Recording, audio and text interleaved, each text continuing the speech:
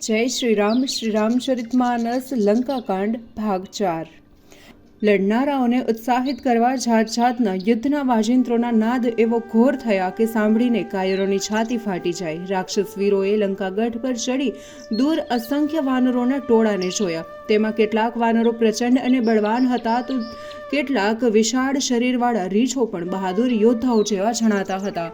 લડવા માટે તૈયાર થયેલા વાનરો પહાડને ફોડીને આગળ વધતા માર્ગમાં રોકી રહ્યા હતા. ત્યારે કરોડો વાનરો દાંત કચડતા અને વારંવાર ગર્જના કરતા હતા. આ બાજુ રાવણનો જય જયકાર થતો હતો અને બીજી બાજુ પ્રભુ શ્રી રામચંદ્રજીનો જય જયકાર થતો હતો. વાનરો અને રાક્ષસો એકબીજાની નજીક જઈ રહ્યા હતા અને જય જયકાર સાથે બંને પક્ષે યુદ્ધનો આરંભ થયો. નીચે ઉભેલા વાનરો પર ગઢ ઉપર રહેલા રાક્ષસો પહાડોના મોટા ટુકડા ફેંકી રહ્યા હતા. આમ પહાડોના ટુકડા લઈને વાનરો અને રીછ ગઢ ઉપર ફેંકી રહ્યા હતા. વાનરોને લાગ મળતા ઝપટ મારીને રાક્ષસોનો પગ ખેંચી ભૂમિ પર જોરથી પટકાઈને તે ભાગી જતા હતા. વાનરો અને રીછોના બળથી રાક્ષસો ગભરાઈ ગયા.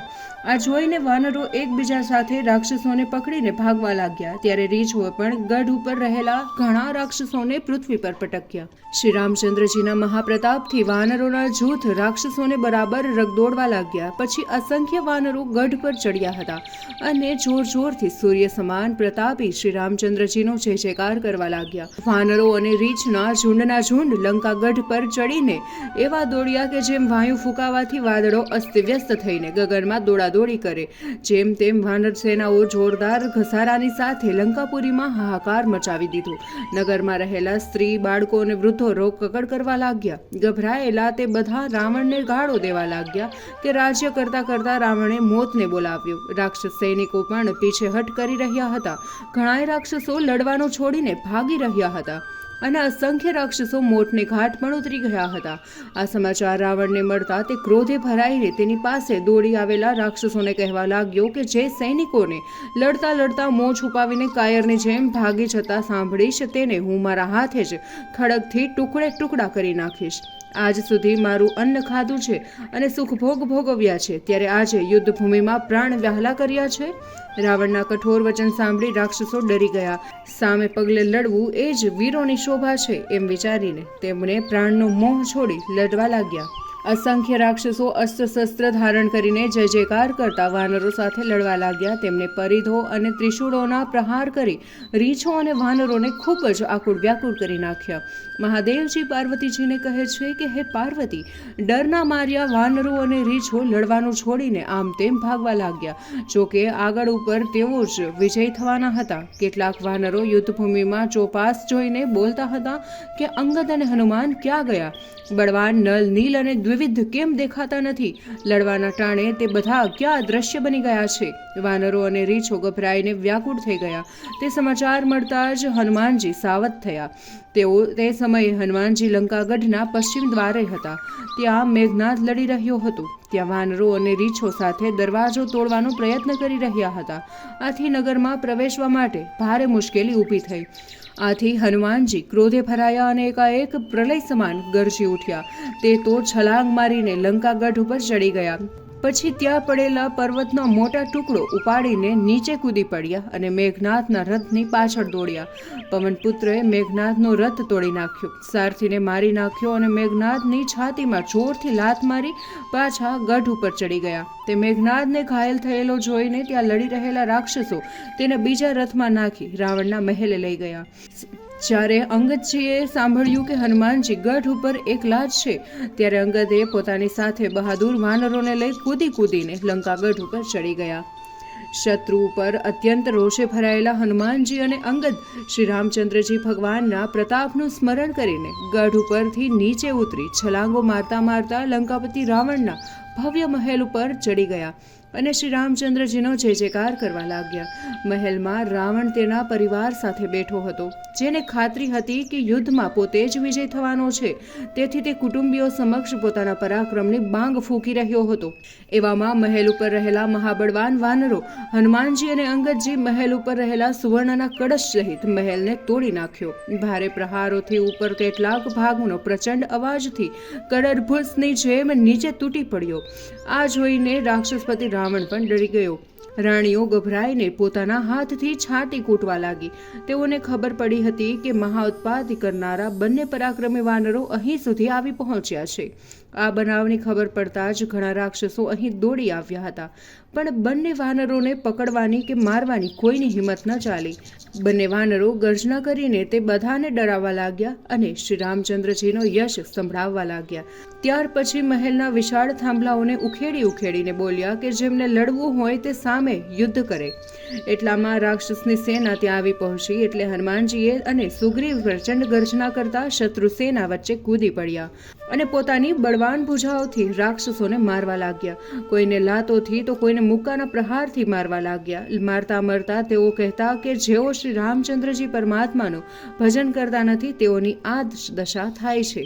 બંને વાનરો એકબીજા રાક્ષસોને આપસમાં અથડાવીને મારતા. કેટલાકના મસ્તકો ભાંગીને ફેંકી દીધા તો તે મસ્તકો જ્યાં રાવણ હતા ત્યાં જઈને પડ્યા. જાણે દહીંની મટકીઓ ફૂટી રહી હોય. તેઓને જે મોટા મોટા રાક્ષસના સેનાપતિઓ જાણ્યા હતા તે બધાને પગ પકડીને અધ્ધર ઉછાળી પરમાત્મા પાસે ફેંક્યા. શ્રી રામચંદ્રજી પાસે રહેલા વિભીષણ તે રાક્ષસોના નામ બતાવવા લાગ્યો અને દયાળુ શ્રી રામચંદ્રજી કૃપાવંત થઈ તેઓને પોતાના ધામમાં મોકલવા લાગ્યા. જે અધમ રાક્ષસો બ્રાહ્મણોને મારીને માંસ ખાનારા હતા તેઓને પણ શ્રી રામચંદ્રજીની કૃપાથી એવી ગતિ પામ્યા કે જે ગતિ યોગીઓને ઈચ્છા કરવાથી પણ ન મળે.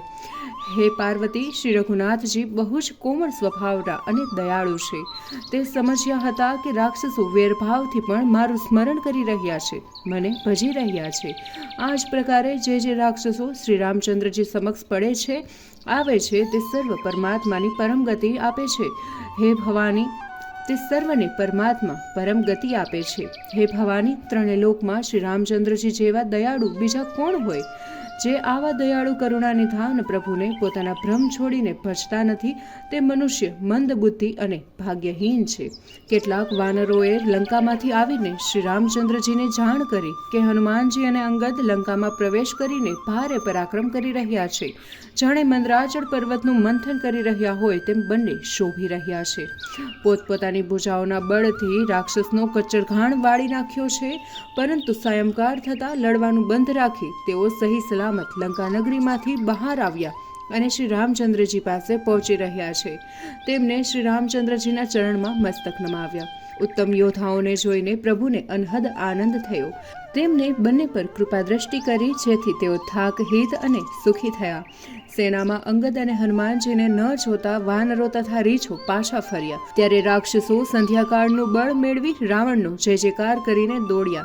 રાક્ષસ સેનાને વાનર સેના પાછી દોડતી આવતી જોઈ અંગદ અને હનુમાનજી દાંત કચડતા આવતા વાનર સેનાની કુમકે દોડી આવ્યા. તેમને જોતા જ વાનરો અને રીછોમાં શક્તિ આવી. બંને સેનાઓ જોરથી હાહાકાર કરવા લાગી અને જોરથી લડવા લાગી.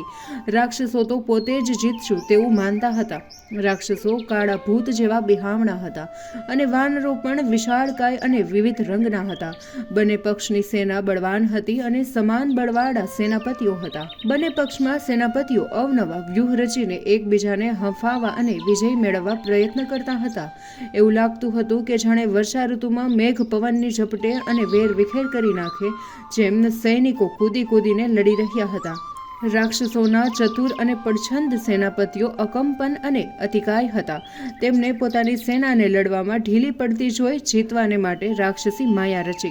જોતજોતામાં અંધકાર પ્રસરી ગયો અને આકાશમાંથી લોહી, પથ્થર અને રાખના વરસાદ યુદ્ધભૂમિમાં વરસવા લાગ્યો. દશે દિશામાં ઘોર અંધકાર જોઈને વાનર દળમાં ખળભળાટ મચી ગયો. એટલું બધું અંધારું હતું કે એકબીજાને જોઈ ન શકાય. આથી બધાએ જ્યાં ત્યાં પોકારવા લાગ્યા. આમ થવાનું રહસ્ય સર્વજ્ઞ શ્રી રામચંદ્રજી જાણી ગયા. તેમણે હનુમાનજીને બોલાવીને સર્વ પરિસ્થિતિ સમજાવી. તે જાણતાની સાથે જ બંને વાનરવીર ક્રોધે ભરાઈને પાછા સેનામાં દોડી ગયા. પછી કૃપાનિધાન શ્રી રામચંદ્રજીએ ધનુષ ચડાવ્યું અને તુરંત જ અગ્નિબાણ છોડવા માંડ્યા. પરિણામે અંધકાર મટી ગયો અને પ્રકાશ પથરાઈ ગયો. જેમ જ્ઞાનનો ઉદય થવાથી સર્વ સંદેહ દૂર થઈ જાય તેમ પ્રકાશ પથરાયેલો જોઈને રીછો અને વાનરો લડવા માટે રોષે ભરાઈને દોડ્યા. હવે તેમનો થાક તથા ડર જતો રહ્યો હતો. હનુમાનજી અને અંગદ વાનરોને શૂર ચડાવવા જોતા જ હોકાર કરવા લાગ્યા.